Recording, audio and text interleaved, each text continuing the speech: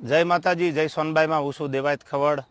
હમણાં જ મેં ચાલી રહેલા વિવાદનો એક વિડીયો પાછો બીજો મારી સામે આવ્યો અને મેં સાંભળ્યો એટલે મને એવું લાગ્યું કે મારે જવાબ દેવો બહુ જરૂરી છે. પબ્લિક સુધી, સારા માણસ સુધી એક સારો મેસેજ પહોંચે એટલા માટે. એ વિડીયોમાં એ બોલે છે પહેલો પોઈન્ટ કે એડ્રેસ છુપાવવું પડે છે એને.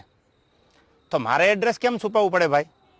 મારી તો અપડેટ હોય કે મારો ગઈકાલે આ કાર્યક્રમ છે, છતાંય તારે એડ્રેસ જોતું જ હોય તો ઇસ્કોન આંબલી રોડ ઓફિસ છે, આ મારું એડ્રેસ. ઓકે. બીજી વાત, પ્રશ્ન બીજો કે 200 લોકોને સાથે લઈને ફરે છે. 200 લોકો એટલે એક ગાડીમાં 4નું 5નું સીટિંગ હોય, તો 200 લોકોમાં કેટલી ગાડીઓ કમસે કમ મારે જોવે? આપ પણ જાણો છો. જેને જેને ડાયરા કર્યા આયોજકને પૂછો કે કેટલી ગાડીઓ લઈને આવું છું, એ બધા પ્રૂફ પુરાવા દેવાની જરૂર નથી. આ એકદમ ફેક્ટ વાત છે, ઉપજાવેલી વાત છે એની. ત્રીજી વાત કરું તો સમાધાન કરવા માટે 50 લોકોને દોડાવ્યા. આવો એ બ્લેમ કરે છે મારી પર. હું સમાધાન કરવા દોડાવું?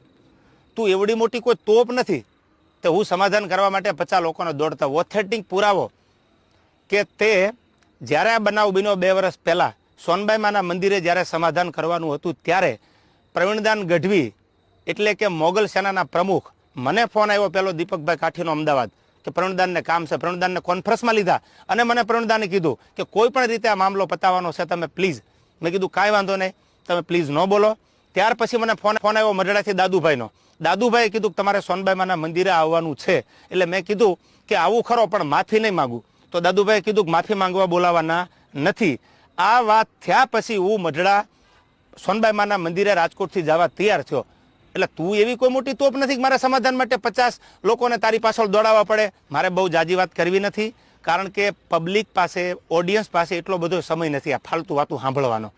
પણ મારે પ્રૂફ આપવું એ મારા માટે અગત્યનું જરૂરી. મારો કિંમતી સમય સાહિત્યમાં મારા જે પ્રેક્ષકો છે એને સારી વાતું સંભળાવવામાં કે સાહિત્યની 2 વાતો નવી આપવામાં છે. એટલે મને આ બધી ફાલતુ વાતોમાં એટલો બધો ઇન્ટરેસ્ટ નથી. રહી વાત બીજી સંસ્કારની, તો સંસ્કારની વાત રહેવા દે ભાઈ. બધાના સંસ્કારની બધાને ખબર છે. જે મુઠ્ઠી બાંધેલી છે એને ઉઘાડી ન કર, ઉઘાડી હવા ખાય.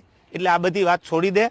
અને રહી વાત છેલ્લી મોરાની, તો તને સ્ટેજ પરથી પણ કીધું હતું કે જેદી મજા આવે ત્યારે મોરો દેવાની તારી તૈયારી છે, એથી જ આજે મારી તૈયારી છે. પહેલ તે કરી છે એટલે હું તારી રાહ જોઉં છું. સમાધાન પછી સ્થિર પાણીમાં કાંકરીનો ઘા તે કર્યો છે, તો હું તારી રાહ જોઉં છું. આઈ એમ વેઇટિંગ ફોર યુ. કોઈ લાંબી ચર્ચા કરવાની જરૂર નથી. મેં આની પહેલાંય કીધું હતું ને, હજી કહું છું, ડાયલોગબાજી બંધ કરી દે.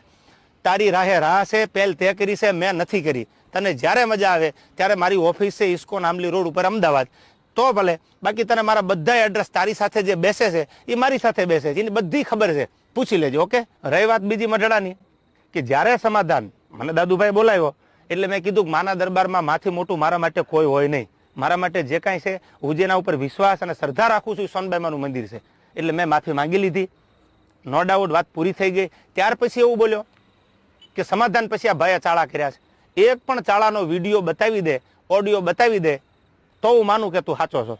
દૂધનું દૂધ અને પાણીનું પાણી, આ બધોય જવાબ સાંભળનારા 18 વરણે આપી દીધો છે. મને તો એટલું યાદ